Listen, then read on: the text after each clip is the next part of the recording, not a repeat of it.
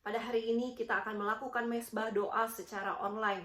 Kembali lagi, kita tidak bisa bertemu dengan tatap muka, tetapi biarlah persekutuan doa pada malam hari ini tetap menjadi berkat, menjadi ingatan bagi kita, khususnya rohani kita tetap bertumbuh di dalam Tuhan dalam segala kondisi dan situasi. Mari kita pertama-tama berdoa lebih dulu. Bapa di dalam surga, kami mengucap syukur untuk anugerah, berkat, rahmat yang Tuhan beri kepada kami sepanjang hari ini. Tuhan, sebentar kami akan bersekutu di hadapan Tuhan. Kami akan melakukan mesbah doa.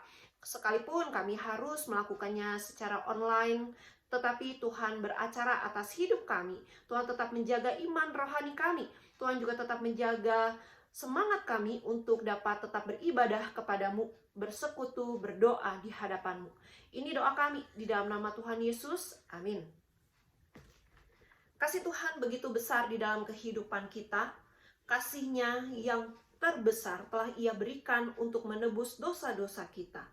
Kasih Tuhan karya terbesar.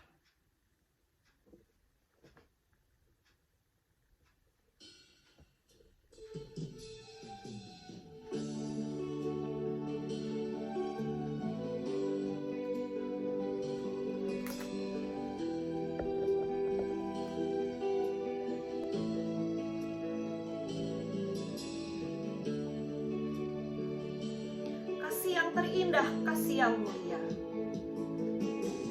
kasih yang terindah, hati yang mulia,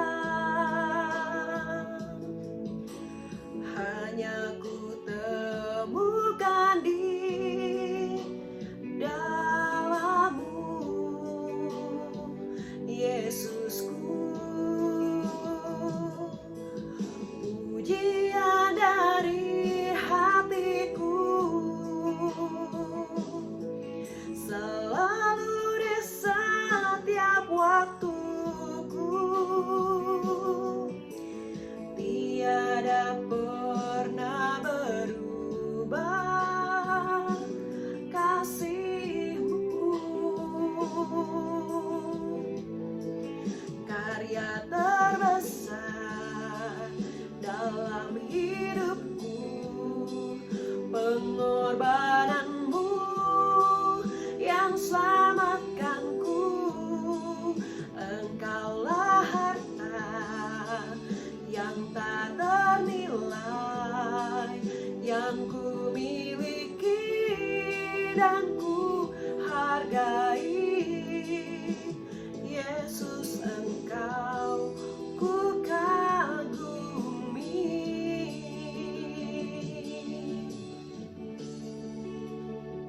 Biar karya terbesar nyata di dalam setiap kehidupan kita hari lepas hari, membuat kita semakin dekat kepada Tuhan.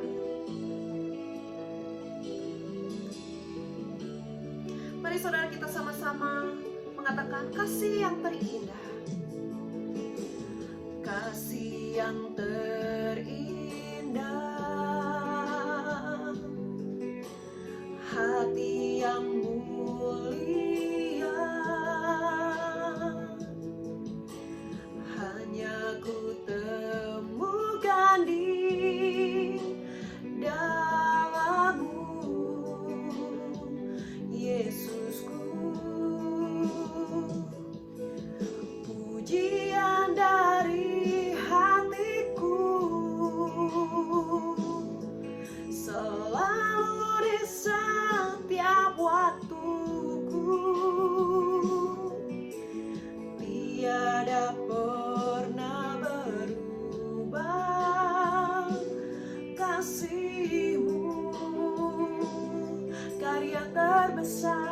Karya terbesar dalam hidupku, pengorbanan-Mu yang selamatkanku.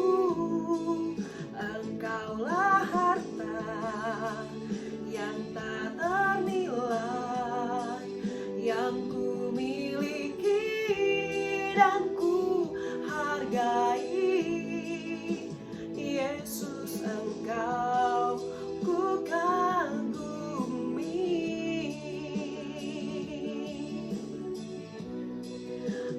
karya terbesar dalam hidupku, pengorbananmu yang selamatkanku.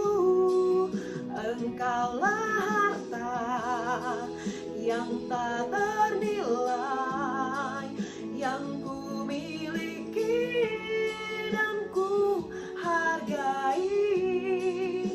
Yesus, Engkau ku kagumi.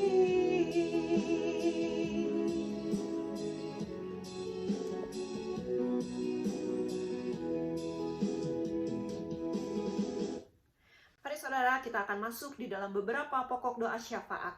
Saudara, saya rindu setiap kita bisa benar-benar berdoa kepada Tuhan. Jangan menunggu firman Tuhan saja.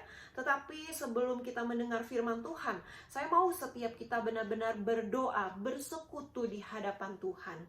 Yang pertama, mari kita akan berdoa bersama-sama kepada Tuhan, agar Tuhan segera memulihkan bangsa negara kita Indonesia ini. Kita rindu biar COVID sungguh bisa segera berlalu. Masa-masa pandemi sungguh bisa segera selesai dari segala persoalan yang ada. Kita rindu biar Tuhan juga menolong agar bangsa negara kita Indonesia ini sungguh diberi hikmat bijaksana untuk memimpin, untuk memikirkan bagaimana masa depan bangsa ini. Kita berdoa buka suara. Bapa di dalam surga, sungguh kami mengucap syukur karena kami masih bisa berdoa di hadapan Tuhan. Tuhan, ampuni kami orang-orang yang berdosa ini. Dan Tuhan melayakkan kami untuk memanjatkan beberapa pokok doa syafaat. Tuhan, kami berdoa secara khusus untuk bangsa negara kami Indonesia, di mana bangsa negara kami sangat-sangat bergumul dengan kondisi yang ada. Khususnya di dalam masa-masa pandemi yang belum berakhir ini, bahkan semakin hari semakin banyak orang yang bertumbangan karena terkena COVID. Tuhan, kami rindu Tuhan pulihkan bangsa ini. Tuhan, pimpin pemerintahan yang ada biar mereka bisa sungguh-sungguh memikirkan yang terbaik untuk bangsa negara kami Indonesia ini. Tuhan, kami percaya ada campur tangan Tuhan. Tuhan, kami percaya ada pertolongan Tuhan terhadap bangsa negara kami Indonesia. Beri belas kasih kepada bangsa negara kami ini, sehingga bangsa ini bisa dipulihkan dan kembali hidup normal di dalam Tuhan. Tuhan, kami rindu Tuhan beracara atas bangsa negara kami. Dalam nama Tuhan Yesus kami berdoa, amin. Mari yang kedua, kita mau berdoa juga untuk gereja kita GKIM Kaintong Tasikmalaya. Kita rindu di dalam masa-masa pandemi ini, sekalipun semua harus kembali berjalan, beribadah secara online. Tapi kita rindu biar jemaat Tuhan tetap beriman, bertumbuh di dalam Tuhan. Tidak meninggalkan Tuhan, tetapi tetap semangat hidup di dalam Tuhan. Kita berdoa buka suara. Bapa di dalam surga, kami juga mau berdoa untuk gereja GKIM Kaintong Tasikmalaya ini, di mana pada akhirnya kembali bergumul karena harus kembali melakukan online, di mana ada beberapa persekutuan komisi sudah melakukan onsite, tetapi aku harus kembali secara online. Juga ibadah umum kemarin sudah onsite, tetapi sekarang pun harus kembali dilakukan secara online. Tuhan, bantu biar setiap iman jemaat tetap bertumbuh di dalam Tuhan. Tuhan, bantu biar setiap jemaat tidak meninggalkan Tuhan, tetapi tetap berjalan di dalam Tuhan. Mereka tetap ingat kepada Tuhan. Tolong bantu ya Tuhan iman rohani jemaat yang mulai undur, tetapi kiranya Tuhan kuatkan, Tuhan kembali pulihkan. Tolonglah ya Tuhan, Tuhan yang bantu. Kami percaya ada campur tangan Tuhan memulihkan gereja kami ini dari masa-masa pandemi. Dalam nama Tuhan Yesus kami berdoa, amin. Yang ketiga, kita mau berdoa bersama-sama untuk pergumulan setiap jemaat, baik jemaat yang mengalami sakit penyakit maupun mereka yang bergumul di dalam masalah ekonomi, masalah keluarga, masalah sosial, ataupun masalah yang lain yang tidak bisa terucapkan. Biar kita mendoakan, biar mereka Tuhan bantu dan Tuhan menjawab doa-doa mereka. Kita berdoa sama-sama. Bapa di dalam surga, kami mau berdoa dengan khusus ya Tuhan untuk jemaat kami yang bergumul di dalam berbagai macam persoalan hidup mereka. baik masalah sakit penyakit, maupun di dalam masalah usia lanjut, ataupun juga mereka yang bergumul di dalam masalah keluarga, di dalam masalah ekonomi, di dalam masalah sosial, ataupun lain sebagainya. Tuhan yang bantu mereka, Tuhan yang memimpin mereka, Tuhan menjawab doa-doa mereka, dan Tuhan tidak pernah meninggalkan mereka.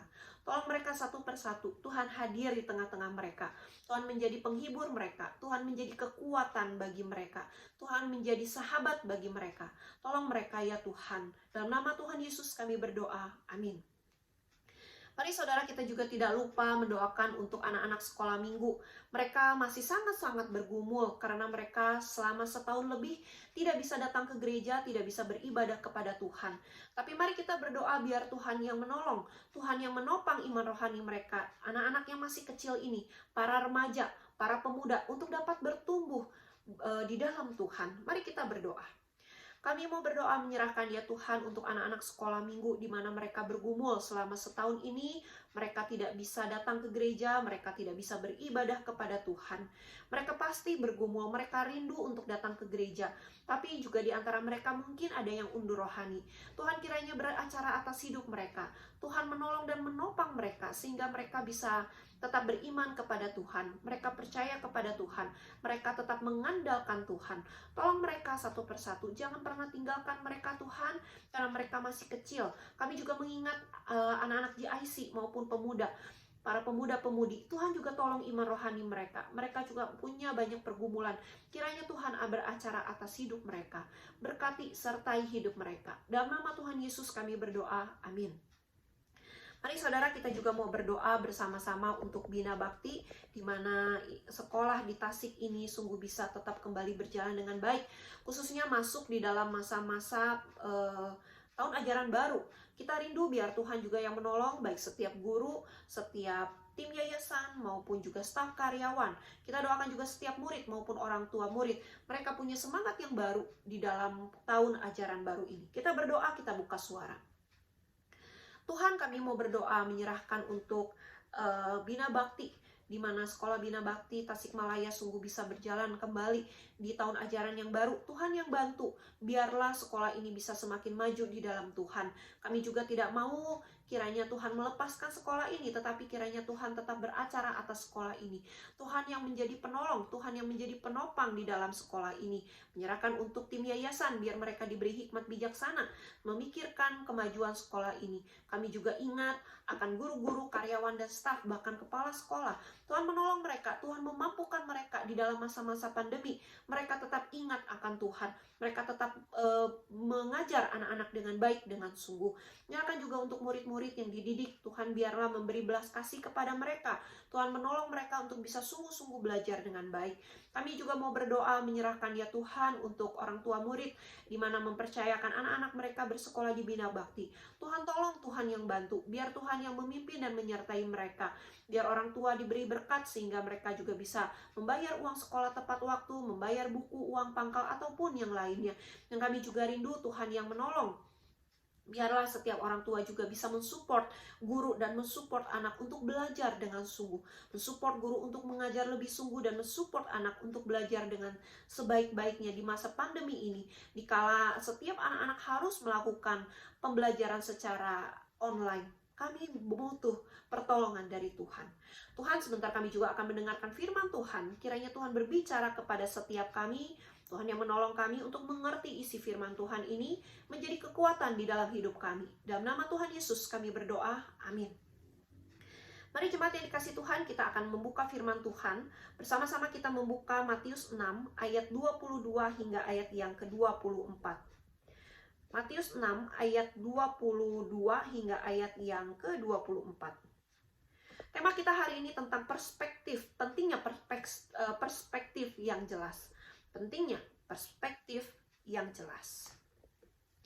Saudara, saya akan bacakan bagi setiap kita di dalam Matius 6 ayat 22 hingga ayat 24. Mata adalah pelita tubuh. Jika matamu baik, teranglah seluruh tubuhmu. Jika matamu jahat, gelaplah seluruh tubuhmu. Jadi jika terang yang ada padamu gelap, betapa gelapnya kegelapan itu. Tak seorang pun dapat mengabdi kepada kedua tuan. Karena jika demikian, ia akan membenci yang seorang dan mengasihi yang lain. atau ia akan setia kepada yang seorang dan tidak mengindahkan yang lain. Kamu tidak dapat mengabdi kepada Allah dan kepada Mammon. Saudara, seorang yang bekerja keras demi memperoleh pendapatan yang besar hingga mengabaikan ibadah kepada Tuhan. Nah, jadi ada satu kali seorang pengusaha, dia bekerja sekeras-kerasnya. Setiap pagi, siang, sore, malam terus bekerja tanpa memikirkan kesehatan dirinya, bahkan mengabaikan ibadah kepada Tuhan. Dia pikir yang penting saya punya uang banyak dan saya mau menikmati uang ini bersama keluarga saya, bersama istri, bersama anak, bersama cucu saya. Nah, tetapi saudara, sekali waktu seorang pengusaha ini mengalami sakit keras. Waktu dia mengalami sakit keras, dia baru ingat akan Tuhan.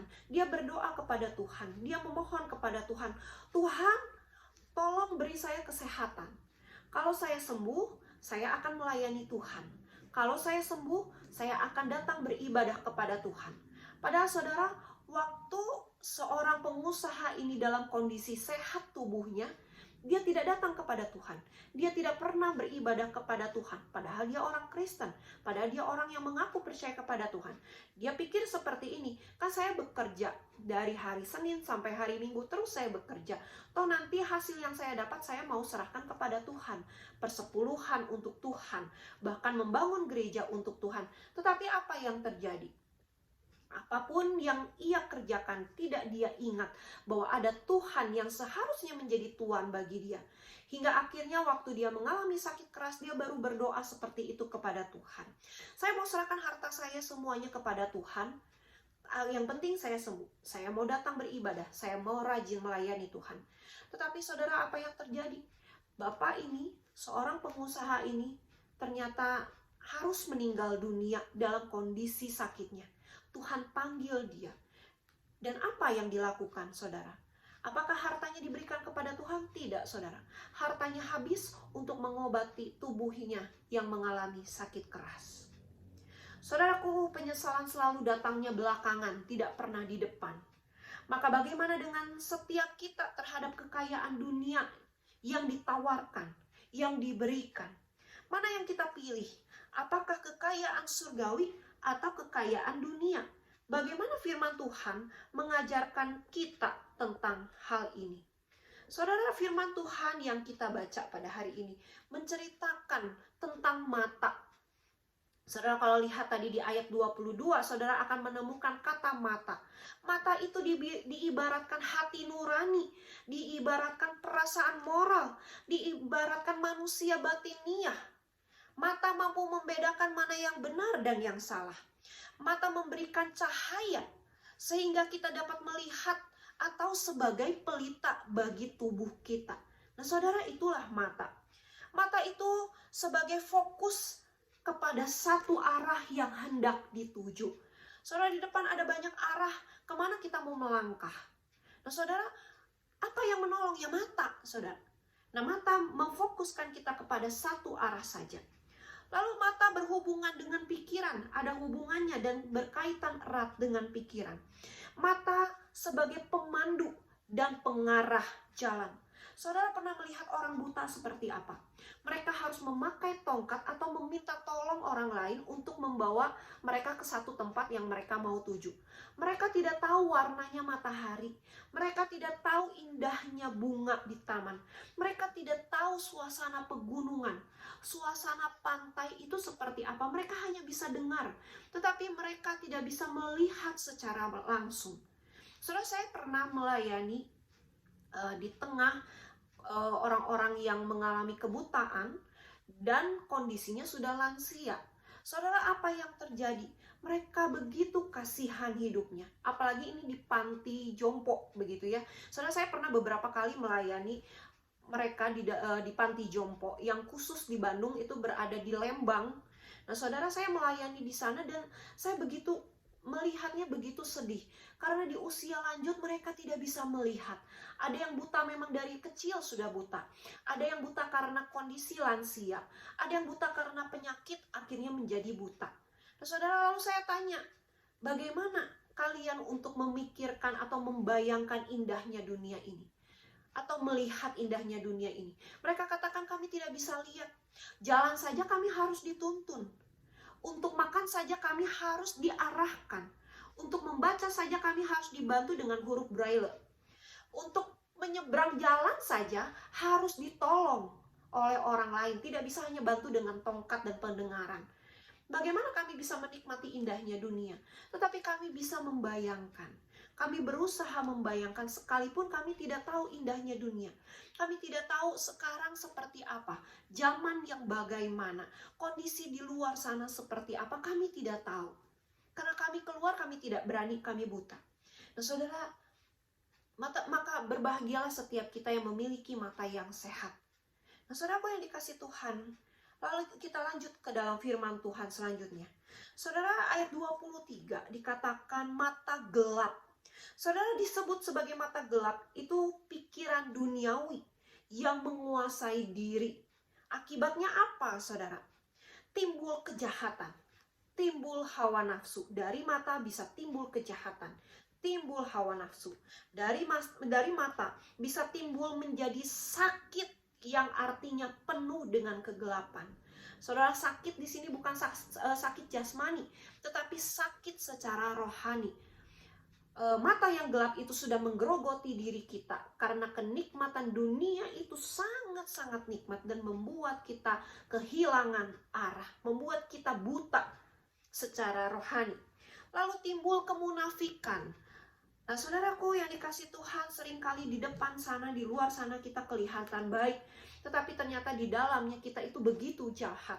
Kita menutupi kejahatan kita dengan kehidupan yang baik di mata orang. Itu artinya timbul kemunafikan. Lalu memandang, tadi harusnya satu arah kepada tujuan yang jelas, sekarang memandang dengan tidak lurus kepada Tuhan. Nah, saudara, itulah mata yang gelap. Lalu watak yang kotor, perbuatan yang kotor, pikiran yang kotor. Dari mata bisa menimbulkan kelakuan yang kotor yang jahat. Dari mata bisa timbul pikiran yang jahat. Dari mata bisa timbul ucapan yang jahat dan menyakitkan. Nah, saudara, itu dari mata. Maka hati-hati dengan mata kita. Nah, saudara, lalu mata yang gelap berarti temperamen yang tamak. Nah, saudara, kita ingat bahwa firman Tuhan ini menceritakan tentang seseorang yang dikuasai oleh kekayaan duniawi. Nah, saudara, maka fokusnya adalah temperamen itu yang tamak. Artinya ingin meraup kekayaan sekaya-kayanya. Sampai dia melupakan Tuhan dan mengabaikan Tuhan. Saudara, di dalam dunia ini, orang-orang Kristen bisa saja melakukan hal tersebut.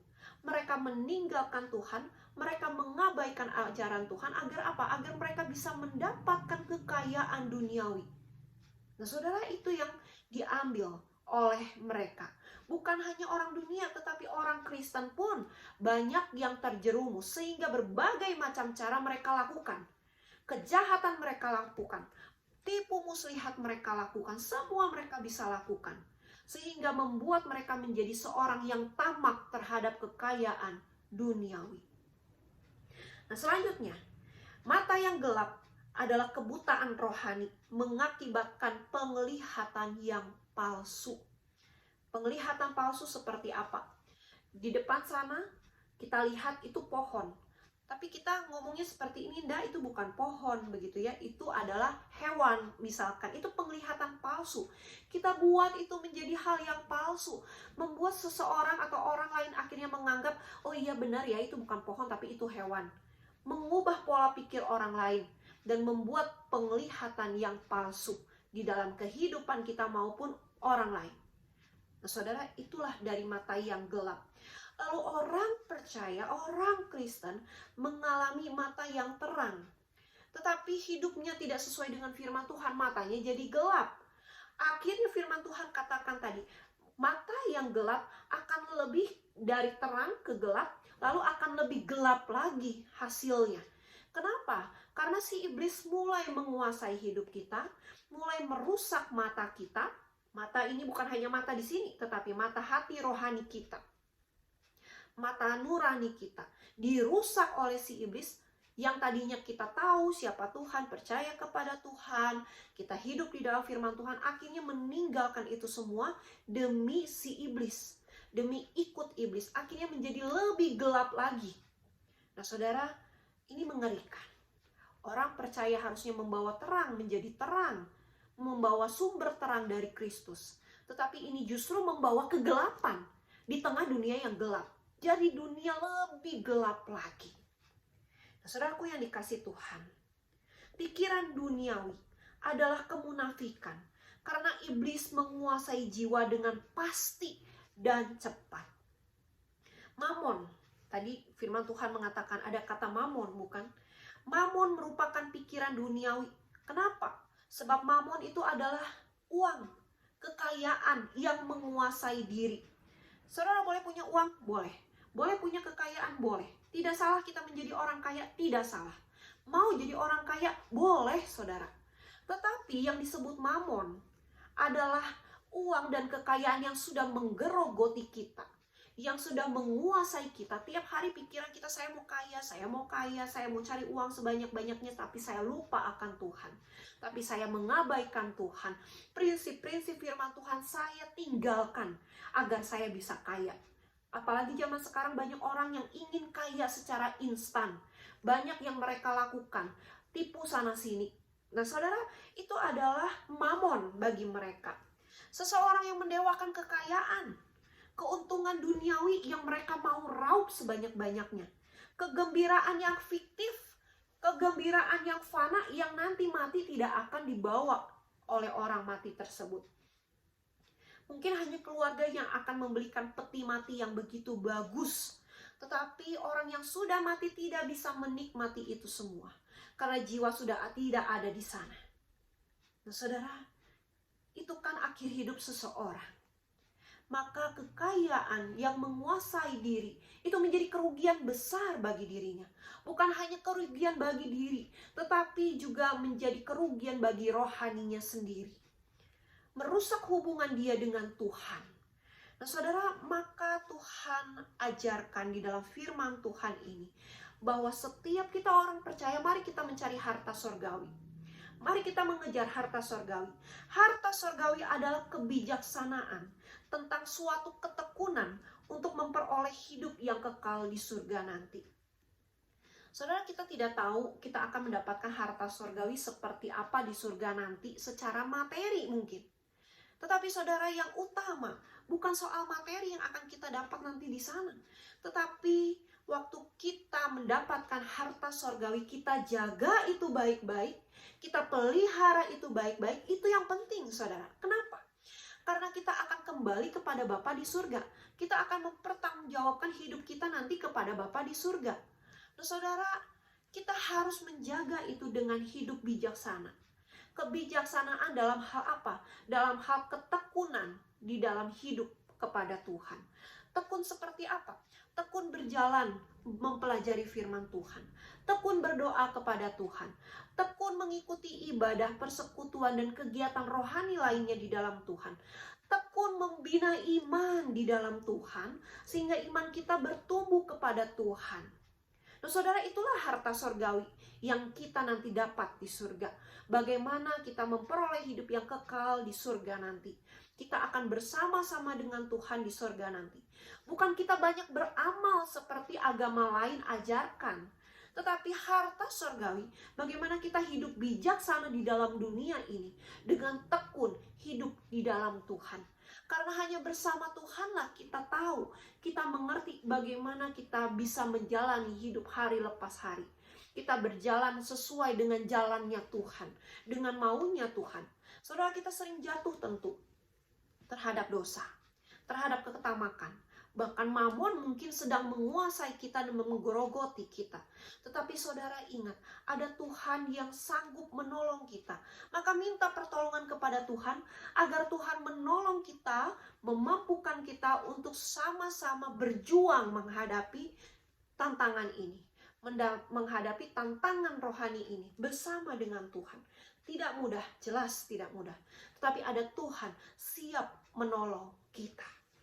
Saudara, hamba tidak dapat mengikuti atau berpijak kepada dua tuan. Kenapa? Sebab hamba pasti hanya akan mencintai satu tuan dan tuan yang lain akan dibenci. Kepentingan dan perintah tuan bertentangan satu dengan yang lain. Ketika dua tuan saling bertentangan, maka membuktikan bahwa sebenarnya tidak ada satu orang pun yang dapat melayani dua tuan. Saudara, hamba akan mengabdikan dirinya untuk melayani tuan yang satu dan mengabaikan kepentingan tuan yang lainnya. Maka saudara, dalam firman Tuhan ini mengajarkan tentang fokus. Fokus utama haruslah kepada Tuhan Yesus Kristus. Fokus kita akan diarahkan kemana? Fokus kepada Tuhan akan membuat seperti apa dalam hidup kita. Saudara, jadikan Tuhan Yesus sebagai Tuan di dalam kehidupan kita. Fokus kepada Tuhan akan membuat tubuh penuh cahaya, artinya menjadi teladan bagi banyak orang. Mata ini menjadi terang, tubuh juga bisa menjadi cahaya dan menjadi contoh yang baik, yang benar bagi banyak orang. Perilaku hidup akan teratur dan stabil, karena kalau di dalam dosa, perilaku hidup juga tidak stabil. Apa yang kita lakukan selalu salah, dan salah. Tetapi di dalam Tuhan kita memiliki perilaku hidup yang stabil dan teratur. Lalu memusatkan perhatian kepada hal-hal surgawi. Kita hidup di dalam Tuhan, menjadikan Tuhan sebagai Tuhan kita. Maka hidup kita akan terarah menuju kepada satu fokus. Fokusnya yaitu kepada hal-hal surgawi. Saudara, bagian firman Tuhan yang lain mengatakan, carilah dahulu kerajaan Allah dan kebenarannya, maka semuanya akan ditambahkan kepadamu. Artinya apa? Saudara, jangan takut miskin di dalam dunia ini, tetapi saudara harus takut miskin di surga nanti. Artinya apa? Mari kita berjuang, hidup di dalam Tuhan, pikirkan hal-hal surgawi, berjuang melakukan firman Tuhan semasa hidup kita. Maka semuanya itu berkat Tuhan akan Tuhan berikan kepada kita. Yang bagian kita Tuhan pasti akan berikan kepada kita. Jangan takut, harta surgawi kita dapat, harta duniawi bisa kita dapat. Kenapa? Karena ada Tuhan bersama-sama dengan kita. Tapi fokus kita bukan kita mendapatkan harta duniawi. Harta duniawi itu bisa hilang dalam sekejap. Tetapi harta surgawi tidak bisa hilang selama-lamanya. Tetap akan menjadi milik kita seumur hidup kita. Saudara, Tuhan Yesus mau dan membutuhkan seluruh hati kita yang menjadikan Dia sebagai Tuan dalam hidup kita. Dia tidak mau kita membagikannya dengan tuan yang lain. Mengapa Tuhan Yesus yang menjadi tuan atas hidup kita? Mengapa? Sebab Tuhan yang memegang dunia ini. Tuhan sebagai penguasa dunia. Maka Dia yang layak kita sembah. Dia yang layak untuk dijadikan tuan di dalam hidup kita. Lalu kita yang mencintai Tuhan harus meninggalkan persahabatan dengan dunia. Siapa yang mencintai Tuhan Yesus, maka akan membenci dunia. Demikian sebaliknya, jika kita mencintai dunia, maka kita sebenarnya sedang membenci Tuhan Yesus. Saudara, aplikasi bagi kita hari ini. Mari setiap kita fokus kepada satu Tuhan, yaitu Yesus Kristus, sebagai Allah dan Juru Selamat kita.